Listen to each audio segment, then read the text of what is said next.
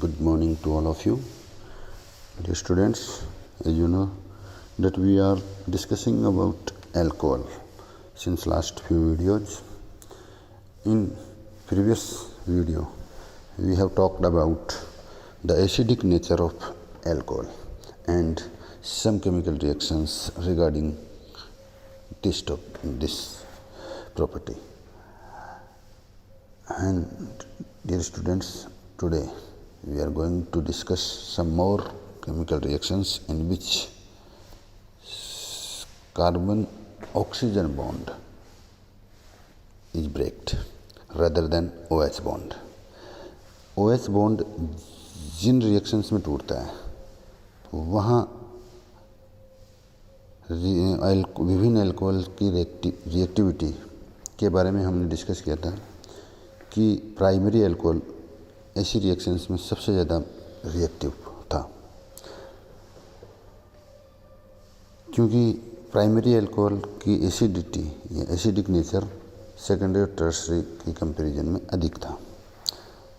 अब जिन रिएक्शंस की आज हम बात करेंगे वे रिएक्शन वे हैं जिनमें OH बॉन्ड की बजाय carbon oxygen bond CO bond टूटता है, और ऐसी रिएक्शन जिनमें CO बॉन्ड टूटता है तो ऑक्सीजन की विद्युत ऋणता या इलेक्ट्रोनेगेटिविटी कार्बन की कंपैरिजन में अधिक होने के कारण यहाँ कार्बन पे पॉजिटिव चार्ज आता है। बॉन्ड ब्रेकिंग के बाद OH समूह न्यूक्लियोफाइल के रूप में बाहर निकलता है और इस पॉजिटिवली चार्ज्ड कार्बन पर नया न्यूक्लियोफाइल नेगेटिव चार्ज्ड वाली स्पीशीज के रूप में अटैक करता है।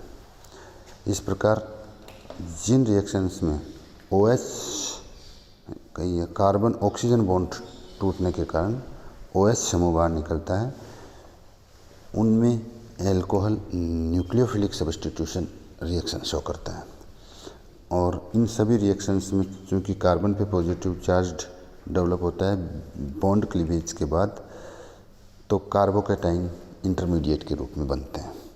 और ये कार्बोकैटाइन इंटरमीडिएट की स्टेबिलिटी के बारे में हम जानते हैं कि tertiary carbocation is the most stable carbocation.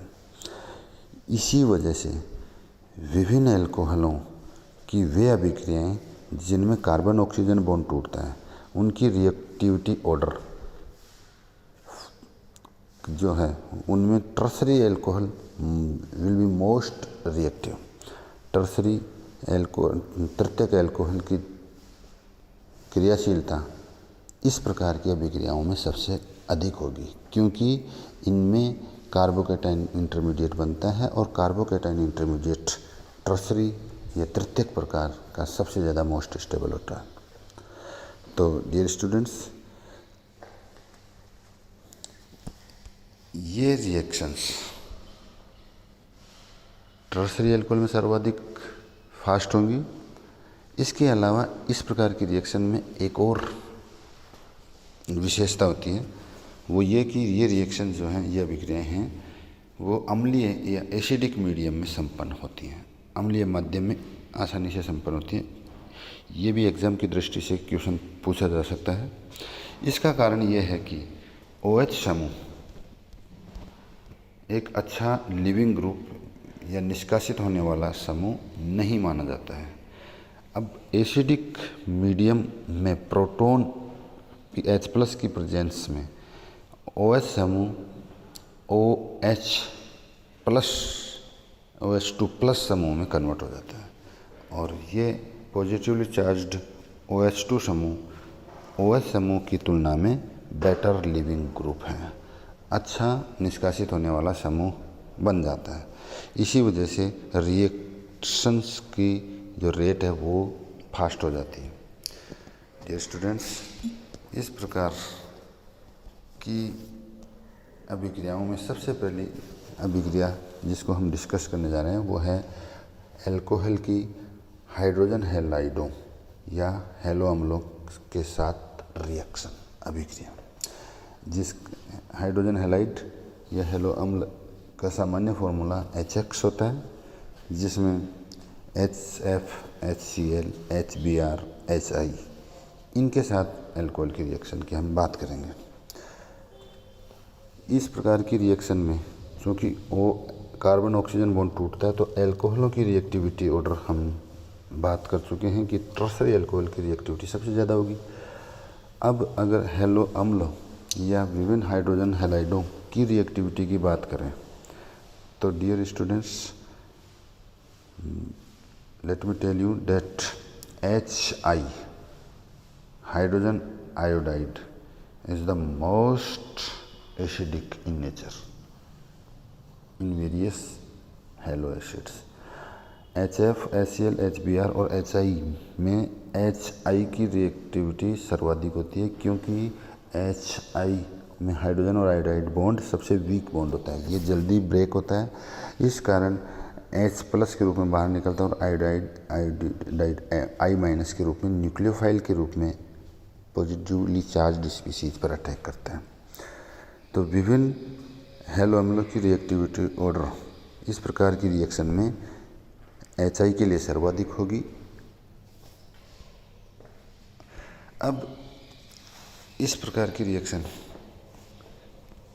के प्रोडक्ट की अगर बात करें तो एल्कोहल की HX के साथ रिएक्शन पर OH माइनस और H प्लस से H2O एक बाई प्रोडक्ट के रूप में बाहर निकलने के कारण कार्बन पर हैलाइड के अटैक से एल्किल हैलाइड प्रोडक्ट बनता है। डियर स्टूडेंट्स, एल्किल हैलाइड बनने की मैकेनिज्म को हम यूँ समझ सकते हैं कि ROH एल्कोहल पर H प्लस सबसे पहले अम्लीय माध्यम में रिएक्शन होने के कारण प्रोटोनीकरण की वजह से ROH समूह ROH2 प्लस समूह में कन्वर्ट होता है, जो ज़्यादा इलेक्ट्रोनेगेटिव ऑक्सीजन पर पॉजिटिव चार्ज क्रिएट होने के कारण ये अनस्टेबल हो जाता है और इस अनस्टेबिलिटी की वजह से H2O समूह बाहर निकलता है और कार्बन पे पॉजिटिव चार्ज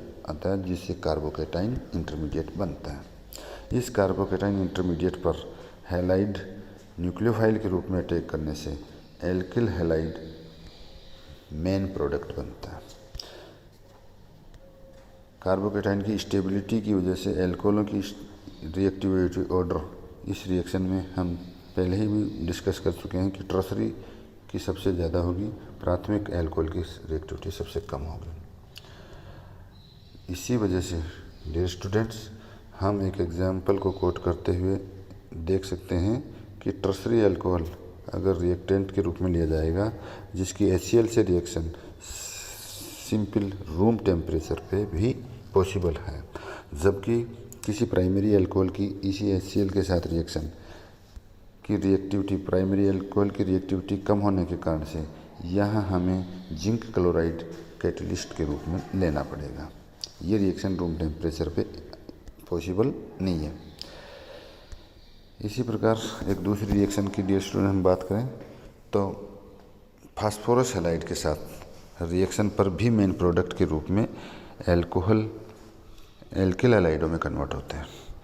एल्किल एल्कोहल की फास्फोरस हैलाइडो जैसे PCl5 के साथ रिएक्शन करवाई जाएगी तो POCl3 और HCl बाई प्रोडक्ट के रूप में बाहर निकलते हैं and alkyl halide main product बनता है। किसी एल्कोहल को एल्किल हैलाइड में बदलने के लिए जो बेस्ट सुटेबल रिएक्शन है वो थायोनिल क्लोराइड के साथ रिएक्शन है, SOCl2। एल्कोहल की SOCl2 के साथ रिएक्शन पर एल्किल हैलाइड प्रोडक्ट बनता है और बाई प्रोडक्ट के रूप में यहाँ HCl और SO2 दो गैसीय बाई प्रोडक्ट बनते हैं, जिनको सेपरेट करना कंपैरेटिवली अदर रिएक्शन की तुलना में ज़्यादा आसान है। इसी वजह से एल्कोहल को एल्किल हैलाइड में बदलने की ये बेस्ट सुटेबल रिएक्शन मानी जाती है। इस प्रकार की रिएक्शन SN1 मैकेनिज्म से होती है। SNI यहाँ internal nucleophilic substitution reaction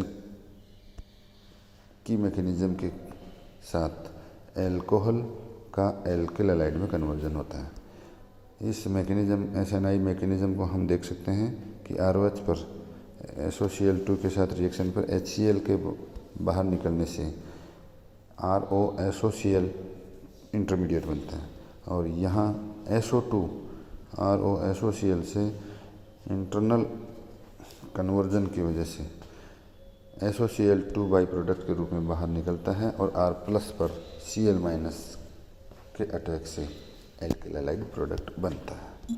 dear students, एक और रिएक्शन इम्पोर्टेंट जो है, रिएक्शन जो एग्ज़ाम की दृष्टि से भी इम्पोर्टेंट है, इस कैटेगरी की रिएक्शन है डिहाइड्रेशन, निर्जलीकरण।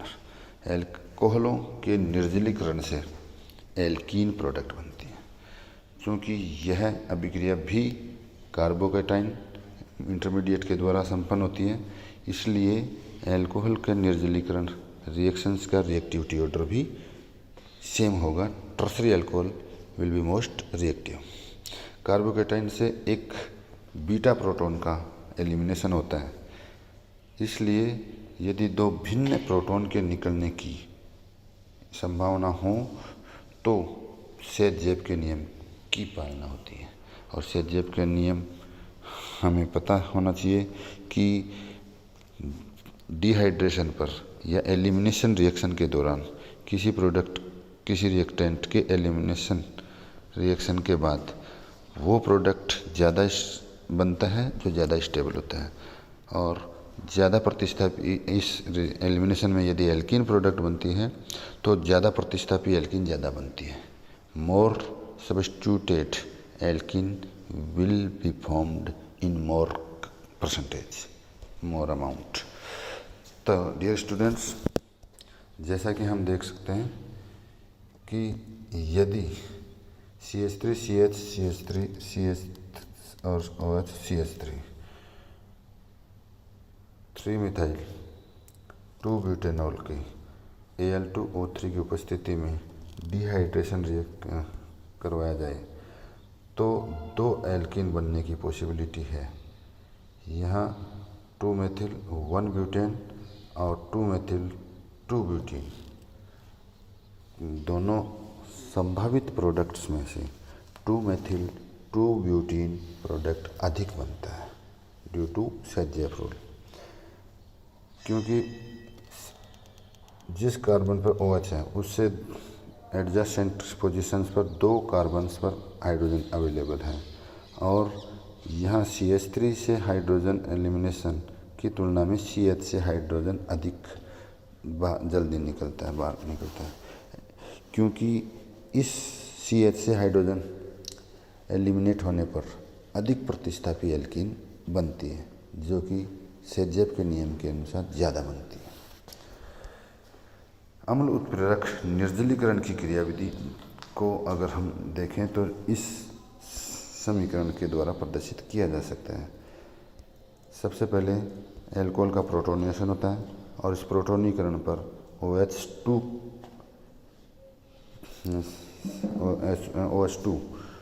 जो है उस बनता है जिस पे पॉजिटिव चार्ज ऑक्सीजन पे होता है, और ये अनस्टेबल प्रोडक्ट जिसमें OH2+ है वो ऑक्सीजन पर पॉजिटिव चार्ज होने की वजह से अनस्टेबल बन जाता है। या हम देख सकते हैं कि ऑक्सीजन की जिसकी वैलेंसी 2 होती है, यहाँ ऑक्सीजन ट्राइवेलेंट एटम के रूप में है, और पॉजिटिव चार्ज होने की वजह से ये अनस्टेबल हो जाता है। क्योंकि अधिक इलेक्ट्रोनेगेटिव एटम पर नेगेटिव चार्ज धारण करना ज़्यादा आसान है बजाय पॉजिटिव चार्ज। तो इस अनस्टेबल इंटरमीडिएट से H2O बाहर निकलता है, और H2O बाहर निकलने से एक इंटरमीडिएट के रूप में कार्बोकैटाइन बनता है, और कार्बोकैटाइन अधिक स्टेबिलिटी के लिए वापस जो फर्स्ट स्टेप में प्रोटोनेशन हुआ था, इस स्टेप में डीप्रोटोनेशन या विप्रोटोनीकरण के द्वारा एल्कीन प्रोडक्ट में कन्वर्ट होता है, जो कि अधिक स्थायी होता है। यहाँ मैं एक और बात बताना चाहूँगा कि यदि किसी रिएक्शन जिसमें अल्कोहल का निर्जलीकरण हो रहा है और इंटरमीडिएट के रूप में हमें पता है कार्बोकैटाइन बनता है, और कार्बोकैटाइन अगर रीअरेंजमेंट के द्वारा, पुनर्विन्यास के द्वारा अधिक स्टेबल कार्बोकेटाइन प्राइमरी की तुलना में सेकेंडरी से या सेकेंडरी की वजह टर्सरी में कन्वर्ट हो सकता है। तो पुनर्विन्यास द्वारा जो कार्बोकेटाइन बन रहा है वो अधिक स्टेबल कार्बोकेटाइन में कन्वर्ट होता है और उसी की रिगार्डिंग में प्रोडक्ट बनता है। डियर स्टूडेंट्स, इस बात को हम एक एग्जाम्पल के रूप में देख सकते हैं कि CH3CH2 CH2CH2OH 1-ब्यूटेनॉल का प्रोटोनीकरण के बाद में डिहाइड्रेशन करवाते हैं तो प्राइमरी अल्कोहल बनता है। और ये प्राइमरी अल्कोहल का intermediate primary carbocation intermediate rearrangement द्वारा सेकेंडरी कार्बोकेटाइन में कन्वर्ट हो सकता है और ये सेकेंडरी कार्बोकेटाइन में कन्वर्ट होकर उसी रिगार्डिंग में एल्कीन मुख्य प्रोडक्ट के रूप में बनती है। कुल मिला के हमें इतना याद रखना है कि किसी अभिक्रिया में अगर पुनर्विन्यास के द्वारा अधिक स्टेबल कार्बोकेटाइन बनने की गुंजाइश हो तो अधिक स्टेबल कार्बोकेटाइन के रिगार्डिंग मुख्य प्रोडक्ट बनता है। डियर स्टूडेंट्स, एक और रिएक्शन की हम बात करेंगे, वो है अमोनिया के साथ अल्कोहल की रिएक्शन। अमोनिया के साथ NH3 के साथ अल्कोहल की रिएक्शन भी अम्ल उत्प्रेरक की उपस्थिति में होती है और H2O OH- और अमोनिया का H+ H2O बाहर निकलने पर मुख्य प्रोडक्ट के रूप में एमीन बनती है। डियर स्टूडेंट्स, अल्कोहल के रिडक्शन की बात की जाए, अपचयन की बात करें तो अल्कोहल का अपचयन रेड फॉस्फोरस और HI की प्रेजेंस में करवाने पर एल्केन मुख्य प्रोडक्ट के रूप में बनते हैं और इन एल्केन्स में उतने ही कार्बन होते हैं जितने रिएक्टेंट अल्कोहल में हमने लिए थे। इसलिए संगत अल्कोहल का संगत एल्केन में कन्वर्जन होता है रेड फॉस्फोरस और HI के साथ रिएक्शन पर। आज के लिए हमने इतनी ही रिएक्शंस डिस्कस की हैं, इनको तैयार कीजिए। कुछ डाउट अगर इसमें हैं तो हम नेक्स्ट वीडियो में पहले उनको क्लियर करेंगे, उसके बाद में अल्कोहल की कुछ और रिएक्शंस और प्रॉपर्टीज़ के बारे में हम डिस्कस करेंगे। तब तक आप अपनी स्टडी को कंटिन्यू रखिए। Good bye.